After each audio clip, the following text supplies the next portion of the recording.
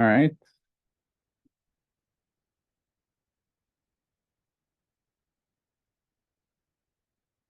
Oops. What am I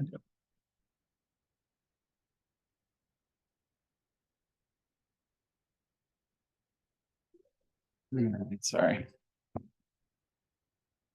All right. So again, I don't think I'll talk as long, but as usual, I get kind of excited. So covering a lot here, and I thought it will. It's important to remind us where we're at in the book and the argument, and we're in part 3 called "Production of Absolute Surplus Value." One frustrating thing you might discover is this part starts on page 281 of the book,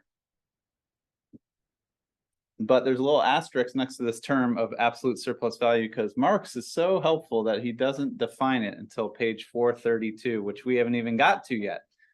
So keep a lookout for next week's reading because he will actually define what this term means. But to spoil it, what it means is very simple. It's the form of surplus value that is created by lengthening the working day, right? Which is obviously be nice if he gave us that definition earlier, because obviously that's what we read about for today. And I think this is, let me,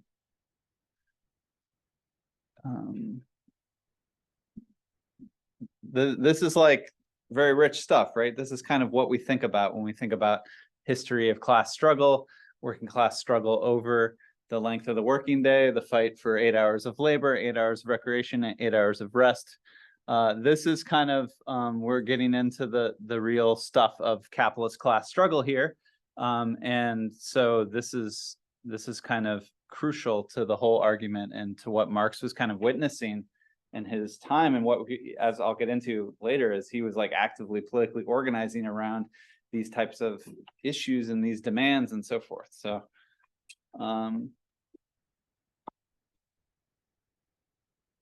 so honestly, like from a theoretical basis, like this is all you kind of need to understand what's going on in this long chapter, where he again says, we begin with the assumption that labor power is bought and sold at its value. Its value, in this kind of review, its value, like that of other commodities, is determined by the labor time necessary to produce it. If it takes 6 hours to produce the average daily means of subsistence of the worker, he must work an average of 6 hours a day to produce his daily labor power or to reproduce the value received as a result of its sale. The necessary part of the working day amounts to 6 hours and is therefore, other things being equal, a given quantity. But with this, the extent of the working day itself is not yet given. Let us assume that a line A to B represents the length of the necessary labor time, 6 hours. The labor prolonged beyond it by 1, 3, or 6 hours, we get 3 other lines. So one thing that's really important to this whole chapter is that he's actually assuming that A to B right now is fixed. Like it's fixed, you can't change this quantity. It's 6 hours. And therefore, if that's fixed, then all the capitalists can do to create the surplus value is extend the working day beyond those 6 hours. And as he shows nicely here with this little arithmetic formula or whatever, is that the amount that it gets extended is variable. It can be extended by 1 hour, by 3 hours, or 6 hours. And so that kind of variability of the amount that is really crucial for the capitalists, because they want to get the most surplus value possible, but the worker obviously would like some time for themselves, right? So there you can already kind of see that this is going to be a terrain of struggle. And another thing I think is, you know, he's kind of trying to toe that line between, you know, the concrete material world and the abstract world of surplus value, you know, maximizing it to the greatest extent possible. I mean, that's what capital wants, but obviously capital confronts like living workers that have limits to how long they can work. And obviously he says, you know, from a physical sense, the limit of the working day is obviously 24 hours, right? You can't push a worker to work longer than the full day. But then he goes on to say, besides these purely physical limitations, the extension of the working day encounters moral obstacles, right? The worker does need time in which to satisfy his or her intellectual, social requirements, and the extent and number of these requirements is conditioned by the general level of civilization. And again, you just think about how much today still the politics of work under capitalism are about trying to really carve out and say, this is time for me, right? This is time for my own development.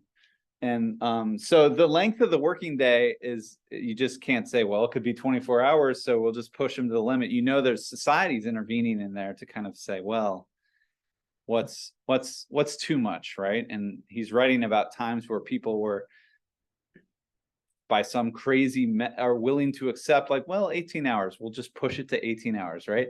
But you know, society intervenes. 18 hours, like even like from a like middle class kind of puritanical sense, they'd be like, this is outrageous, we can't do 18 hours. So then you're somewhere in between there. And what's unsaid here is he's saying, really, for capitalism to work, it can't go below 6 hours, right? Because that's the amount under which capital loses money, right? Because they're paying the value for the worker at 6 hours, 3 shillings. If the worker's working less than 6 hours, you're in trouble as a capitalist, because there's nowhere else you can get that surplus value. So capital is obviously trying to push this as far as it can go. And this is one of the most famous quotes in this opening section, where he says, like, again, we're trying to kind of think of capital as this sort of automatic subject that just all it wants is value and accumulation. And all it wants is, we haven't talked about accumulation yet, but all it wants is surplus value. And he says, therefore, as a capitalist, he is only capital personified. His soul is the soul of capital, but capital has one sole driving force: the drive to valorize itself, to create surplus value, to make its constant part, the means of production, absorb the greatest possible amount of surplus labor. I'll pause there, because I think as we get into this, we should recognize that capital is really concerned that it's invested a lot in the constant part, and it wants to get as much possible out of that investment. And the only way it can do that is really push the variable part, the living labor, to really work as long as possible.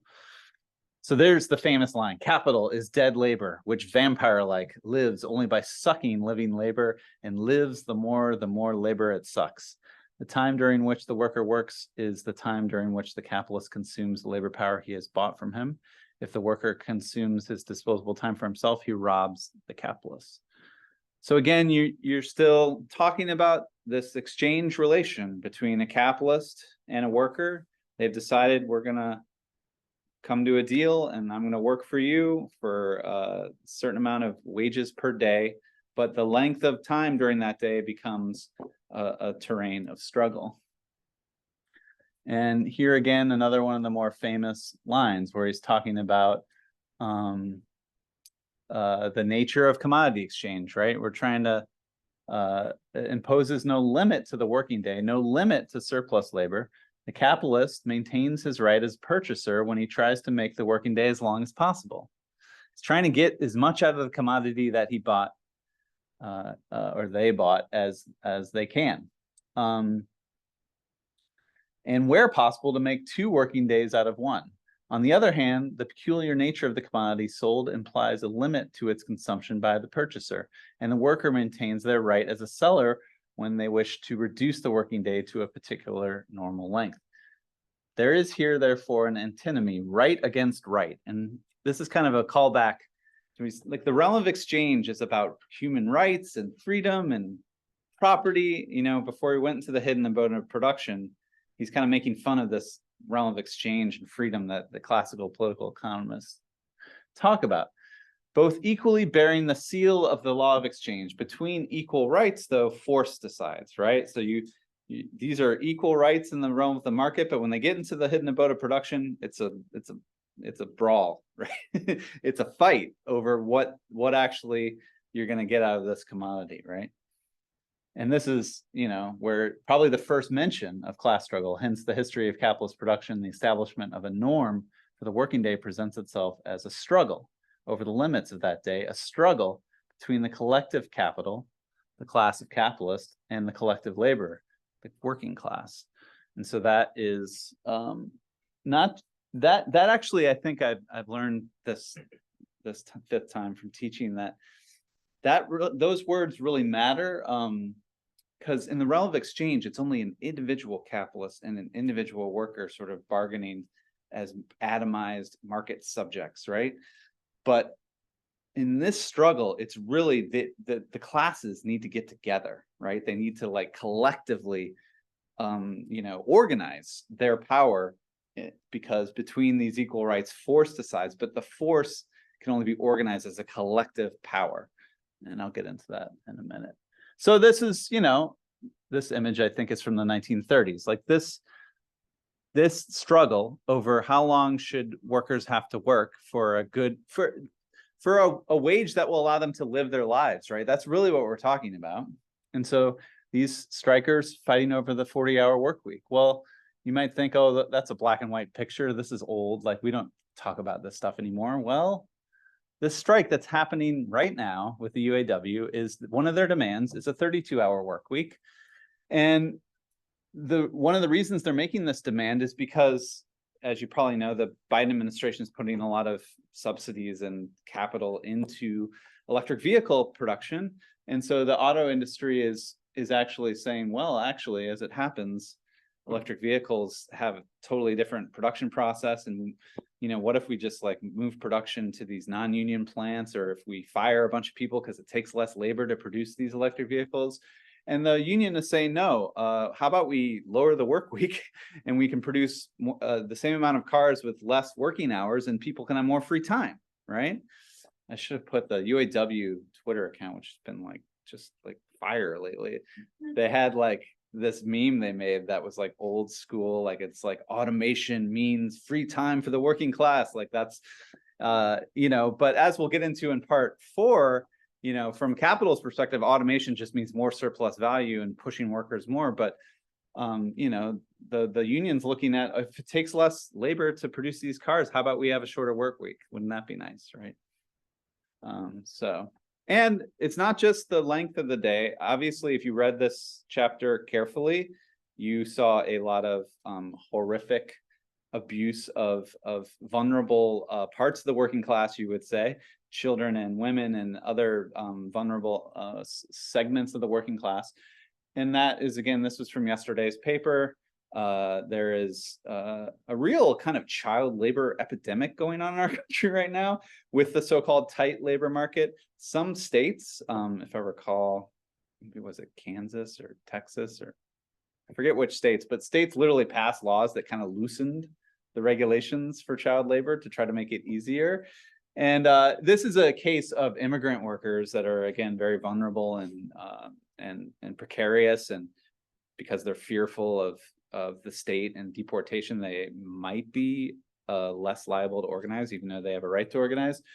It was found that these plants, which the article says these companies produce like 2/3 of the chicken in the country, and they have chicken plants where there were child immigrant workers there. So, and again, these plants are just horrific labor conditions, much like you would read in this book here. So this is, again, as Heinrich told us, some try to read this. Oh, this is just a book about the old 19th century mode of capitalism, and then we need a new theory. Marx was trying to understand the general laws of capital, the capitalist mode of production, wherever it may find itself. And if we believe that we live under the capitalist mode of production today, then this chapter is just as relevant to today. So, okay. So I'm going to go through, that's sort of the basics, right? I'm going to try to very quickly take us through all these sections to kind of try to tease out what he's trying to get at. Section 2 is really kind of like, he tries to make a point that the exploitation of surplus labor is not something specific to capitalism. It happens through all different types of historical modes of production. So he says, capital did not invent surplus labor, actually. Wherever a part of society possesses a monopoly on the means of production, The worker, free or unfree, must add to the labor time necessary for their own maintenance an extra quantity of labor time in order to produce the means of subsistence for the owner of the means of production. And so, this is kind of classic Marx historical materialism, like, there's feudal modes, there's slave modes, and all of those modes are extracting a surplus from the immediate producers, the workers, the slaves, the serfs, whatever the workers are, they're producing extra surplus beyond their own requirements as workers to an elite that's kind of exploiting them, right? And so that's what so I think at last session he has this quote where it's like, really our task is to kind of understand how different modes of production historically are different modes of extracting the surplus from the producers, right? So one of the first points, I'm trying to keep track here. One of the first points, he says that in a society where the surplus is extracted in the interest of use values, there's just some certain limits to that kind of thirst for surplus. It's not quite vampire-like yet, is how you could put it, where he says, any economic formation of society where the use value rather than exchange value predominates, surplus labor will be restricted by more or less confined set of needs. And there's no boundless thirst for surplus labor that arises from the character of production in itself. And he goes on and he says, but as soon as peoples whose production still moves within the lower forms of slave labor, the corvée, I don't know if the corvée was a kind of form of like sort of coercively extracting a surplus from bounded serfs to lords in the feudal system, are drawn into a world market dominated by the capitalist mode of production, whereby the sale of their products for export develops into their principal interest. The civilized horrors of overwork are grafted onto the barbaric horrors of slavery and serfdom, etc. So what he's saying there, actually quite interesting, is that even in pre-capitalist modes of production, once they get sort of enveloped into global capitalist markets, they start producing for those exchange markets as opposed to kind of immediate use value needs, right? Just producing like gold or silver or extra pleasantries for the elite class, right? So you get, hence the slave labor in the southern states of the American Union preserved a moderately patriarchal character as long as production was chiefly directed toward the immediate satisfaction of immediate local requirements. But in proportion as the export of cotton became a vital interest to those states, the overworking of the slaves and sometimes the consumption of their life and 7 years of labor became a factor in a calculating system. It was no longer a question of obtaining from him a certain quantity of useful products, but rather the production of surplus value itself. So it's almost as if, we can think about this book really concentrates on the development of capitalist production in England, right? With these like textile factories and the steam engine and they're producing, but they're using cotton that was produced by slave labor in the United States or the Caribbean islands and things like this. And so all of a sudden those colonial, like really like feudal or slave modes of production get sort of oriented toward a capitalist world system that is developing and kind of pushing them to start really their orientation toward the exploitation of surplus labor is toward making more exchange value rather than immediate use value. And the key thing he wants to point out here is that the comparison of the appetite for surplus labor in the Danubian principalities with the same appetite as found in English factories has special interest because the corvée presents surplus labor in an independent and immediately perceptible form. Suppose the working day consists of 6 hours of necessary labor and 6 hours of surplus labor. Then the free worker gives the capitalist 6 times 6 or 36 hours of surplus labor every week. It is the same as if he worked 3 days in the week for himself and 3 days in the week gratis for the capitalist, but this fact is not directly visible. Surplus labor and necessary labor are mingled together. It's not quite clear, but what he's trying to say is that in the feudal systems, and I guess the Danubian principalities think German, France, somewhere in Europe, where they're doing this kind of corvée system of serf exploitation. Again, it's very clear. You work part of the month for yourself, producing your own subsistence, then you're forced through violent coercion to produce an extra week or an extra day for the Lord. Remember, I think last week he kind of talks about how they can kind of like designate how many days per year you owe as a matter of like, again, you don't do it, you're punished by the state, right? It's very clear where the necessary and surplus labor is. There are different times, there are different locations sometimes, but in the wage system, in the free exchange, free labor system, you exchange your labor power for a certain value. And again, the relationship between necessary and surplus value is not visible or perceptible. And you sort of think you're always working for yourself, right? Or it's always the work you're doing is equal to the value you're given back.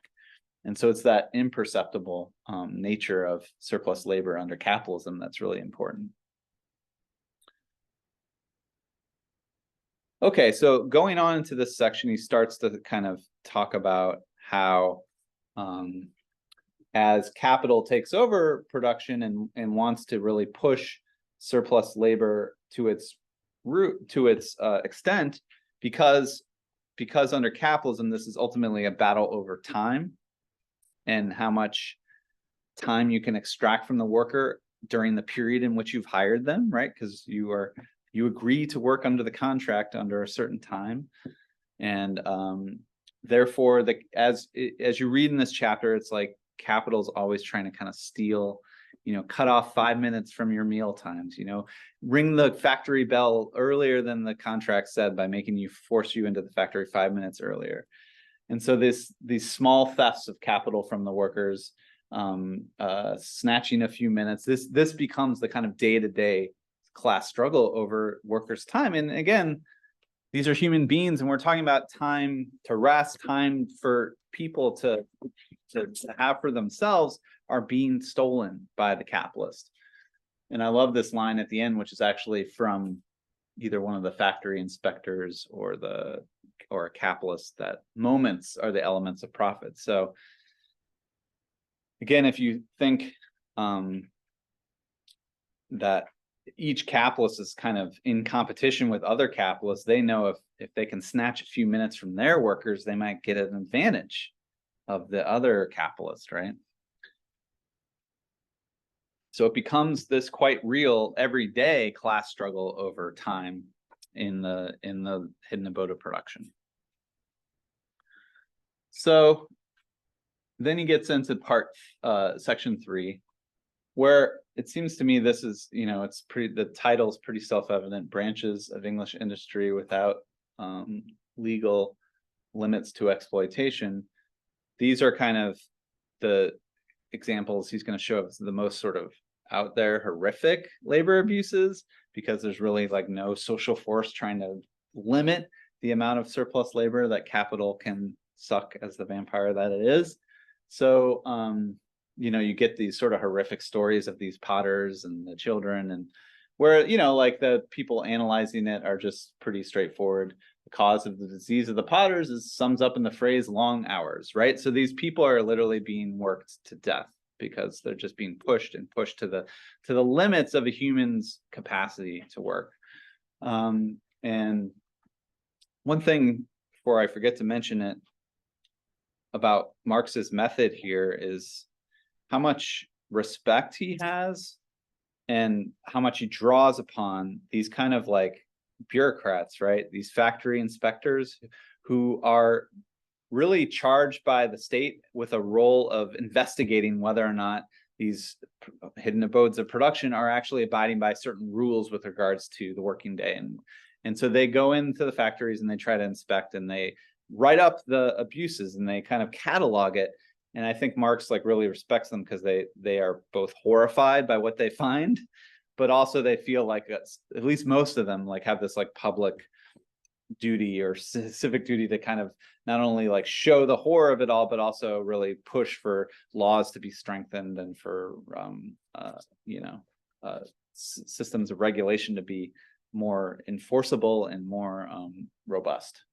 So then, you get the story of these train workers that they, this one, where they have to work for 40 or 50 hours straight on the train. And I think he mentions like, that's not really safe for train operation because these people are like totally exhausted and not really paying attention to what's going on. They are ordinary men, not cyclops. He's trying to say like, these are living, breathing workers. They can't be pushed to that extent, right? And so that is, there's just probably the most, outrageous instances here. And obviously there's kind of an interesting question of like, to what extent Marx advances this kind of moral critique of capitalism, because a lot of people argue his critique is really trying to just show the logic of the system, that this is how it operates under its own structural tendencies, right? But obviously, like, he's drawing on all this material because it's morally objectionable, right? He's showing that the nature of the system, the nature of capital to extract as much surplus labor time as possible is what results in this kind of horrific kind of exploitation. Okay, so then we get into the day work and night work and the shift system. And this, I think, gets into what I mentioned earlier, where Marx is really honing in on capitalists who have invested a lot into their constant capital, into their machinery, into their factories, into their fixed capital, the C, right? And therefore, they feel that every moment that capital, that machine is not churning out commodities, they are losing money, right? So they need workers to be working those machines 24 hours a day. And because humans can't work 24 hours a day, except those train workers, apparently, they have to develop a kind of like relay or shift system that keeps workers always working the machines. So he says, constant capital, the means of production, only exists considered from the standpoint of valorization in order to absorb labor, and with every drop of labor, a proportional quantity of surplus labor. Insofar as the means of production fail to do this, their mere existence forms a loss for the capitalist in a negative sense. For while they lie fallow, they represent a useless advance of capital.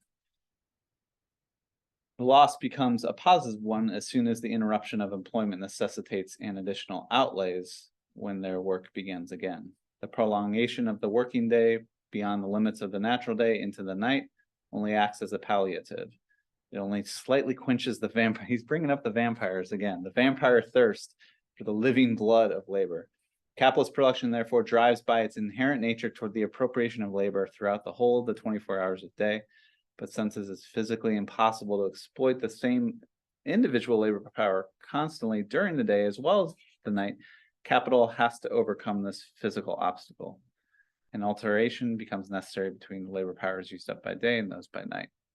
And later in this section, he kind of does this funny thing where he has a capitalist talking about, these steel works and how we can't turn down the machines and the furnaces because we'll waste fuel, we'll lose money, we'll lose all this stuff. And then Marx kind of inserts in parentheses his kind of like sarcastic replies to these capitalists, like, but if the use of furnace would involve a further loss in our case, if they were kept up, these would be a waste of fuel instead of the present waste of the living substance of the workers, right?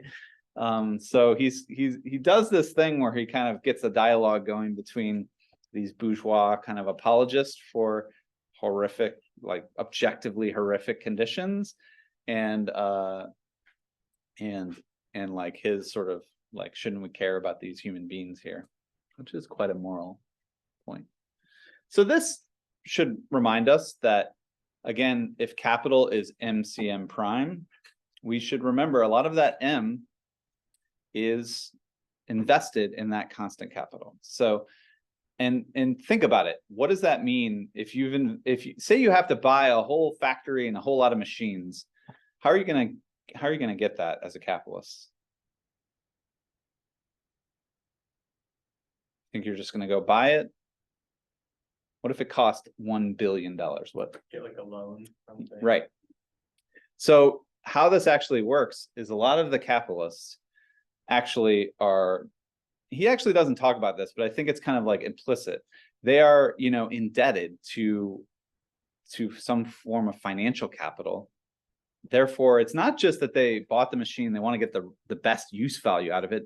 It's the fact that they are indebted through that machine, through that constant capital, to some other bank or financial actor who is charging interest. So therefore, if they don't churn out profit and commodities from those machines, not only are they going to lose and not make profit, but they're going to be actually being extorted by loan sharks and indebted or financial actors who are trying to get that interest from them back.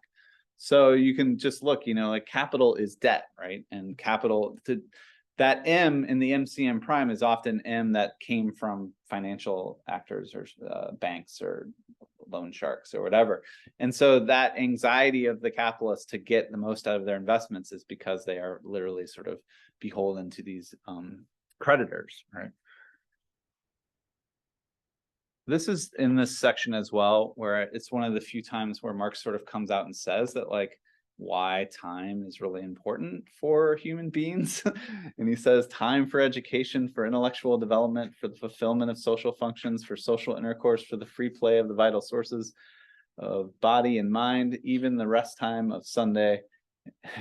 He's talking about how they try to take the Sunday day for the worker as well. But in the blind and measureless drive and its insatiable appetite for surplus labor, capital oversteps not only the moral, but even the merely physical limits of the working day. It usurps the time for growth, development, and healthy maintenance of the body. And as you read into volumes 2 and 3, and if you read the Grundrisse and sort of his late works, you realize he talks a lot about time. And he's in many times it's very clear that Marx thinks communism or socialism is about free time and making sure everyone has like abundant free time to develop their own creative capacities, to develop artistic or other types of human projects that are not like under the subjugation of what we need to produce to reproduce an economic system, right? So he often talks about the free and full development of individuals being the kind of the goal of a higher form of society. Again, I would ask you all if you feel like you live in a society where people have abundant free time. So like, if there's anything we hear about our current society, it's that people are exhausted and they're burned out and they're stretched thin and they're, so like, even with all like our productive, abundant capacities over the intervening 150 years since this was published, we still live in a society in which human beings aren't given really the free time they need to just relax and develop themselves as like free individuals, right? So there's a lot to be said for this kind of politics of time that I think is underlying, that ultimately it's underlying this class struggle over the working day, but it's also underlying a kind of vision of what we want our society to be, and what a post-capitalist society might look like. All right, so where are we? I think we're section 5, where he gets to the struggle for a normal working day, laws for the compulsory extension of the working day from the middle of the 14th to the end of the 17th century. So this is quite fascinating. He's trying to say that in history, as capital starts getting off its feet a little, and in the sort of the early days, like what capital has to do is actually force the working day to be extended, right? Because the natural patterns of life in the sort of medieval times were dictated by the seasons and people's sort of rhythms of nature and, producing food from the land, and everything's kind of home and work are kind of commingled. People produced in their own little cottage, and there's no kind of force regulating like how long you have to produce other than the need to produce use values, right? So capital kind of starts to push for longer working days where it goes. He says here on 382, the pretensions of capital in its embryonic state, in the state of becoming, When it cannot yet use the sheer force of economic relations to secure its right to absorb a sufficient quantity of surplus labor, but it must be aided by the power of the state. So to unpack that, he says, like, when capital is fully developed, all the workers have been dispossessed of their means of production, so they're forced through economic relations to sell their labor power for whatever they can get out of it. And so that wage relation becomes an economic compulsion that they just are forced into the market because they have no other way to make a living. But in a world in the 14th century, let's say, and he mentions even, like the Black Death had just happened, there was a plague, and so therefore there was a shortage of labor. And so the people that did the labor had some leverage, right? They could say, we don't want to work that long. In that condition where workers had means of production, they had land, they had an option, right? In that condition, the capital's like, well, we'll just need to use the coercive power of the state to force these MFers to work longer, right? Like they have no other option, but they got to use state power to extend the working day. Whereas, in our days, you just say the market will force the worker to go into the market and sell their labor power.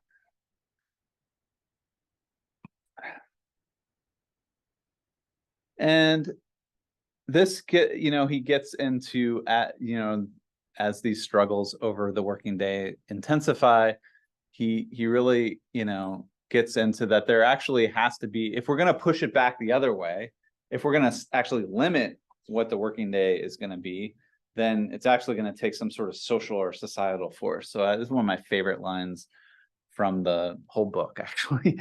Capital therefore takes no account of the health and the length of the life of the worker unless society forces it to do so.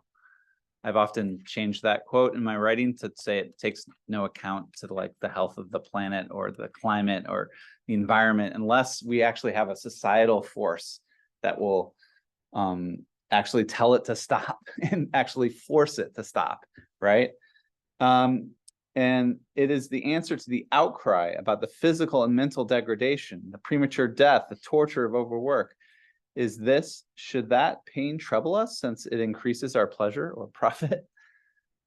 But looking at these things as a whole, it is evident that this does not depend on the will, either good or bad, of the individual capitalist. Under free competition, the immanent laws of capitalist production confront the individual capitalist as a coercive force external to him. That's also a crucial. So much of this chapter is about these individual capitalists who are doing just barbaric, horrific things to their workers. But here Marx is actually saying, well, they're actually trapped themselves in this system of, again, if they're not stealing the free moments of their workers, other capitalists will, and will get an unfair advantage in the market, and then they'll be forced into bankruptcy, right? So the coercive laws of competition under capitalism, that's what the capitalist is actually anxious about. That's what they're being confronted by, this kind of coercion of market competition. And if they don't keep up with it, they'll be forced into bankruptcy. They'll have to liquidate their assets to the creditors, right? What I was talking about before. So again, much of the book is trying to get us to get away from a kind of individualistic kind of critique of capitalism, where it's really just these bad people like Elon Musk or Jeff Bezos or greedy individuals, and it's just their greed. It's like their psychological problems as individuals. That's the problem. He's trying to say that even the best individual capitalists in the system will be forced to, at one point, I wrote it down, where he says, like, the capitalist was saying, like, the temptation not to get this extra profit is just too high. Like they're just tempted by getting that extra advantage over the capitalists. I think it's on 352, a temptation that they cannot resist, or something like that. Okay, so moving right along, we're almost through it. So now we get to the section, the struggle for a normal working day, laws for the compulsory limitation of working hours, the English factory legislation of 1834 to 64. So here we talk about the long struggle to pass a law that would actually force capitalists to limit the working day to a certain amount of hours. And he talks about all these different iterations. There's 12 hours and then the 10 hours law. And then we learn later, other societies sort of talk about it. How about 8-hour working day? That sounds good, right? So there's all these different struggles over different types of laws. But what I think really comes out is that in this section is that whenever a law is passed, capital kind of figures out a way to ignore it or completely just figure out a loophole. And so it does kind of, I think, bring up kind of the limits of law under capitalism and how a law is only as good as it's enforceable by a robust, well-financed and well-resourced state. And if you don't have that, capital can figure a way to squirm out of these laws, right? They can. And I love this part. Where is this? After capital had taken centuries to extend the working day to its normal maximum, and then beyond the limit of the natural day of 12 hours, there followed, with the birth of large-scale industry in the last third of the 18th century, an avalanche of violent and unmeasured encroachments. Every boundary set by morality and nature, age and sex, day and night was broken down. Even the ideas of day and night, which in the old statutes were of peasant simplicity, became so confused that an English judge as late as 1860 needed the penetration of an interpreter, the Talmud, to explain judicially what was day and what was night. And I would add here that, again, this starts to really be unleashed with the introduction of large-scale industry, he says, which, again, that's when capital starts leveraging a lot of their capital into big machines. And that means that they got to get as much out of those machines as possible. They got to run those machines 24/7. And so it's this mechanization of production and the fact that that's going to be leveraged in debt, and that suddenly the kind of natural rhythms of life and production just have to be obliterated, right? But I was trying to lead up to this next part where he says when the 10 Hours Act was passed, they broke out in open revolt, right? The capitalists just openly revolt to this law against all the legislation since 1833 that it aimed at restricting to some extent the free exploitation of labor power. It was a pro-slavery rebellion in miniature.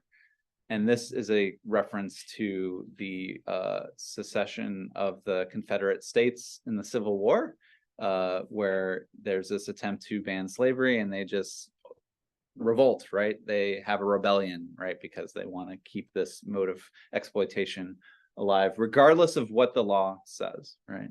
By the way, in this chapter, there's these great lines where they point out that, hey, if there's actually restrictions on how long you can work your slaves in the United States, and actually these factories are working their children much longer. So what's more barbaric, right?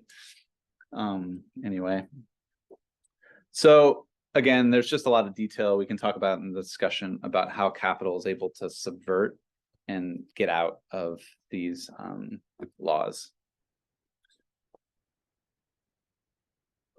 And then this reading, I really felt like this 7th section is so really interesting and important for everything. And then the struggle for a normal working day, impact of the English factory legislation on other countries. Because Marx is actually talking about how England is sort of the birthplace, if you will, of this fully fledged capitalist mode of production. And as the class struggle develops there, it starts to spread throughout the world, and there starts to be a different form of class struggle over these issues in other countries. And he kind of does this, I wish it was longer, he does this review of all these different countries. But again, I'm going to have these come one after another. In this section, he kind of does some, review. And he says that the following points can be derived merely by connecting together these historical facts. So the first point, capital drives toward the boundless and ruthless extension of the working day, satisfied first in those industries which were first to be revolutionized by water power, steam, and machinery, in those earliest creations of the modern mode of production, the spinning and weaving of cotton, wool, flax, and silk. The changed material mode of production and the correspondingly changed social relations of the producers first gave rise to outrages without measure, right? And that first point, I think, is again saying that there's something significant about this shift toward large-scale machine production that sort of skyrockets capital's thirst for surplus labor, and it has to do with this sort of investment they're leveraged in these machines and so forth. But I think here's the second point is really the most important, and it really hit me this reading. The history of the regulation of the working day in certain branches of production and the struggle still going on in others over this regulation prove conclusively that the isolated worker, the worker as a free seller of their labor power, succumbs without resistance once capitalist production has reached a certain stage of maturity. The establishment of a normal working day is therefore a product of a protracted and more or less concealed civil war between the capitalist class and the working class. So what he's saying there is actually in, again, this Edenic realm of exchange, where you have an isolated, atomized individual buyer and an individual capitalist seller, the individual worker has no ability to resist this extension of the working day as an individual, right? They can only resist as a class, as a collective.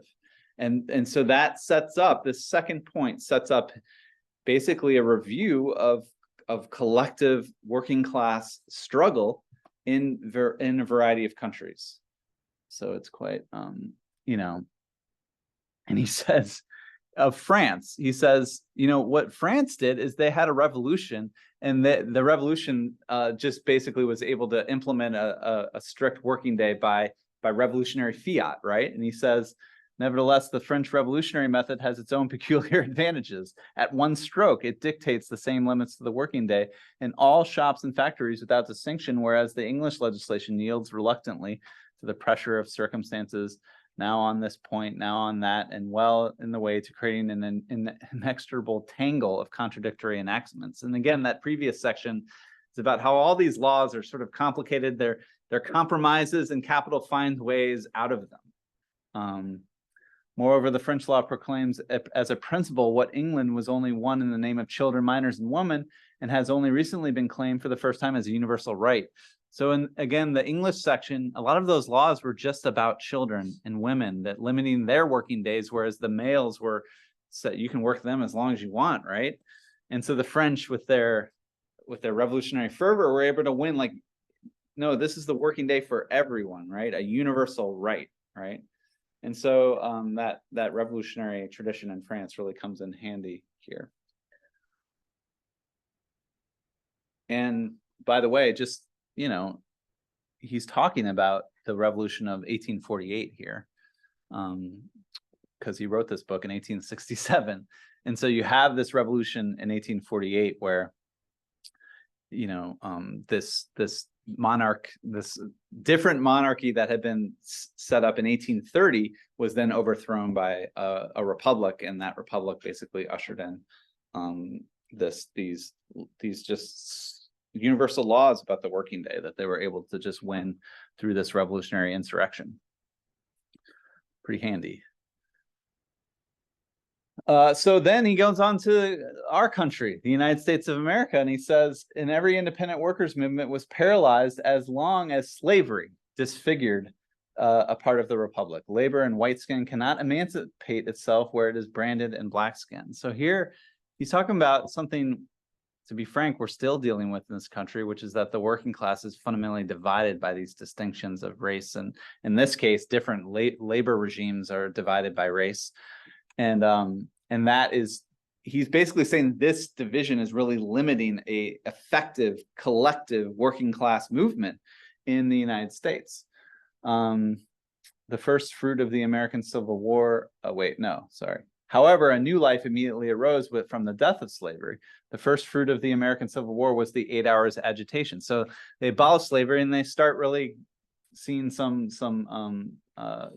progress on the working day issue, which ran from the Atlantic to the Pacific, from New England to California, with the 7 league boots of the locomotive. the General Congress of Labor held in Baltimore in August 6, 1866. He's copying this down like months before publication, I guess.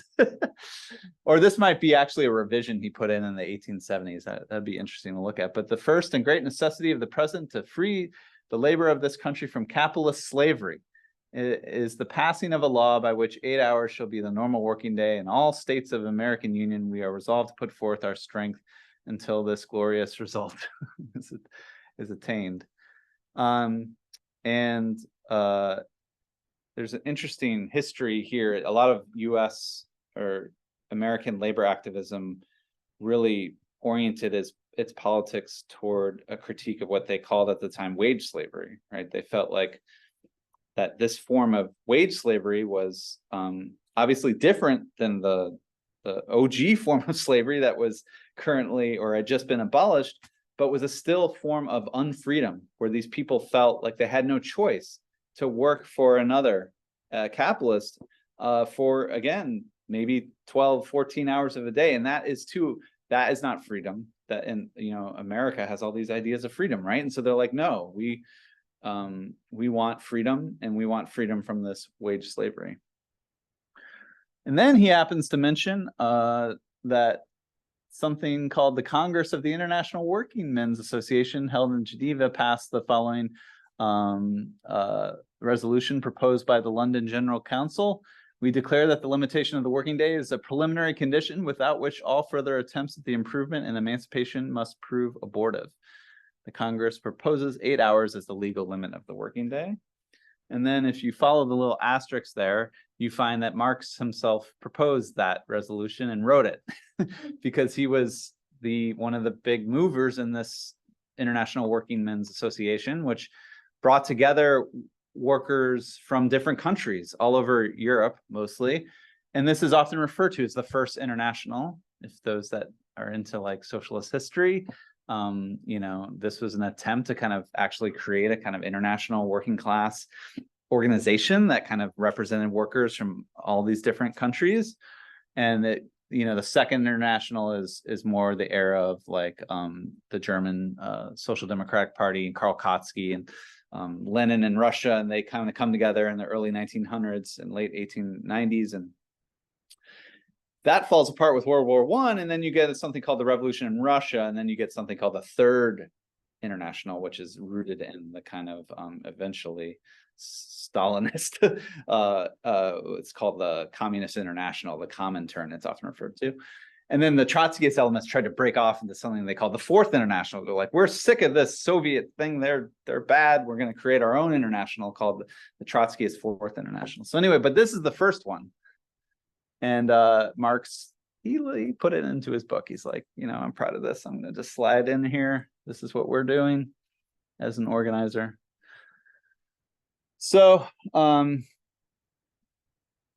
this is the end of the chapter, just one of the most poetic passages. For the protection against the serpent of their agonies, the workers have to put their heads together and as a class compel the passing of a law, an all-powerful social barrier by which they can be prevented from selling themselves and their families into slavery and death by voluntary contract with capital. In the place of the pompous catalog of the inalienable rights of man, here he is making fun of all this bourgeois ideology. There steps the modest Magna Carta of legally limited working day, which at last makes clear when the time which the worker sells is ended and when his own begins. And I don't know I forget what that last thing says. But again, some people read this, particularly the more revolutionary Marxists, read this as like, Marx is kind of making fun of, he's kind of like sarcastic about the all-powerful legal laws. Because, passing the law is ultimately what a revolutionary would call reformist or reformism, right? But I don't know. I think he's actually trying to be quite dramatic here, that passing these laws is a really significant sort of starting point of building a working class movement. Really, and he's showing that country after country, the first thing they really fight over is actually, when does my time start and when does your time end, right? And that's just the crucial. And as we see, we're still fighting over this under capitalism. So I think he's really getting quite kind of emotional and misty-eyed here, and not necessarily his typical like sarcastic and kind of making fun of everyone type of. But that's open to interpretation. That's just my own analysis. Okay, so again, I was going to talk not so long, but we have one more chapter to go. The rate and mass of surplus value. I've been trying this reading to really say, okay, I follow what's going on this whole book. I'm getting it. I love it. This chapter, I'm really, why did we really need this chapter? Do we really need this chapter? But maybe we do. Essentially, I think this chapter is trying to actually scale up the analysis. It's been about this individual exchange between a capitalist and worker, but he's trying to like sort of say, well, now if we look at this at a societal level, with like not actually first he said like let's look at it at the scale of a enterprise where they have 100 workers on site. How do we think about how much surplus value they produce as a whole? And then he scales it up to the societal level. How much surplus value does a whole population produce in a whole nation, or a whole, even you could do it at the global level, right? And so it seems to me, if again a geographer, like he's trying to kind of like get us to think more broadly about these relationships at a higher scale of analysis. But he also introduces all these laws here, so I'll just cover them real quickly. The first law follows: the mass of surplus value produced is equal to the amount of variable capital advanced multiplied by the rate of surplus value. In other words, and then he just sort of does a similar equation with different things. The mass of surplus value is determined by the product of the number of labor powers simultaneously exploited by the same capitalist and the degree of exploitation of each individual labor power. And he gives us this little equation. Ultimately, you know, the top part is equal to the bottom part, and they all equal the mass of surplus value. Both of those two equations equal the mass amount of surplus value. And so, you know, the rate of exploitation is S over V. We already know that. So you just multiply that by the amount of money invested in all the workers combined, which is the big V. So little v would be maybe one worker, but big V is like 100 workers for a factory. And similarly, you take the value of an individual labor power, P, and then multiply it by A over A. Here is just the rate of exploitation represented differently, and then multiply that by the number of workers, N. And that's where you get the mass. Law number 2. This is like, why does he need to tell us this is a law? Because it's, as he says, self-evident. The absolute limit of the average working day, this being by nature always less than 24 hours, sets an absolute limit to the compensation for the reduction of variable labor by the higher rate of surplus value, or for the decrease of the number of workers exploited by the higher degree of the exploitation of labor power. This self-evident second law is of importance for the explanation of many phenomena arising from the tendency of capital to reduce as much as possible the number of workers employed, i.e. the amount of variable component, the part which is changed into labor power. We shall develop this tendency later on. He does this in chapter 25, which stands in contradiction with its other tendency to produce the greatest mass of surplus value. So this law has to do with the absolute limits to how much surplus value, how much mass you can produce with the limits of the working day. And also, I think he's saying the limits of how many hours it takes to reproduce the worker and the value of labor power. So there's this kind of, again, this sort of fixed window in which you can create that surplus value. And then that's going to create the limit for what is the mass of surplus value, the total amount related to how many workers you have on site. A third law results from the determination by the following 2 factors of the mass of surplus value produced: the rate of surplus value and the amount of variable capital advanced. The rate of surplus value, the degree of exploitation of labor power, and the value of labor power, i.e. the amount of the necessary labor time being given. It is self-evident that the greater the variable capital, the greater would be the mass of value produced and of surplus value. I have a hard time understanding how this is all that different from the first law, which has to do with again, how much variable capital you deploy will lead to more mass, but it's apparently a third law. We can talk about that more, Gabe, when we get to talking about this chapter. And then he doesn't call it a fourth law, but he does talk about how there's these certain limits set forth by the population, right? So I kind of wonder if he meant to sort of say this is the fourth law. The growth of the population here forms the mathematical limit to the production of surplus value by the total social capital. So we get more into the population question in chapter 25, but he's again kind of trying to get us to think about there's these limits to how much surplus value can be extracted, and capital's trying to push the working class to those limits. Then finally, we get to the end of the chapter where he says, we shall not examine in detail the changes which take place in the relations between the capitalist and wage labor in the course of the process production, nor shall we deal with any further with the characteristics of capital itself. Here we shall only emphasize certain main points. Capital developed within the production process until it acquired command over labor, over self-activating labor power. In other words, the worker himself. The capitalist, who is capital personified, now takes care that the worker does not work the worker does his work regularly and with the proper degree of intensity. So capital also developed into a coercive relation, and this compels the working class to do more work than would be required by the narrow circle of its own needs. As an agent in producing the activity of others, and as the extractor of surplus labor, and as an exploiter of labor power, it surpasses all earlier systems of production which were based on directly compulsory, again, sort of coercive, personalized relations of domination, in its energy and its quantity of unbounded and ruthless activity. So this is the important part. I probably should have just read this part. At first, capital subordinates labor on the basis of the technical conditions within which labor has been carried on up to that point in history. It does not, therefore, directly change the mode of production. The production of surplus value in the form we have so far considered by means of simple extension of the working day appeared, therefore, independently of any change in the mode of production itself.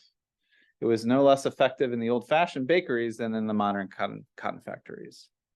So what he's talking about is actually absolute surplus value, extending the working day, is really the most effective way to create surplus value when workers are just using the technical systems that they already had, like little cottage industries producing clothing, or bakeries producing bread. And he's really saying that we haven't to this point really delved into what happens when capital starts transforming the technological mode of production itself for its own purposes. So he's trying to set up what comes next, which is part 4 on relative surplus value, because that is all about how capital also, in addition to this drive to extend the working day, it also has this drive to constantly develop technology and develop what we would call today labor productivity, develop labor-saving technological and other types of arrangements of the labor process that really produce more value more efficiently with less labor. And so as you read next week, we get into all these modes of capital trying to really restructure the production process and restructure the labor process to make it more efficient and to get more value out that way. And we'll learn about like how they do that, but that's kind of the general sense. And before I finish, I just want to note that what we're going to read next week is really about capital redesigning the division of labor and the kind of arrangement of workers in a given production process. And it's only until the following week where we get into machinery and like technological automation and kind of like using these machines. So just hold your horses and be patient. But what we read for next week is really not as much about machinery and technology. It's more about kind of division of labor and kind of dividing up and making more efficient the labor process and through cooperation and division of labor and all this kind of stuff. Okay. I will stop there. It was shorter, not that much shorter.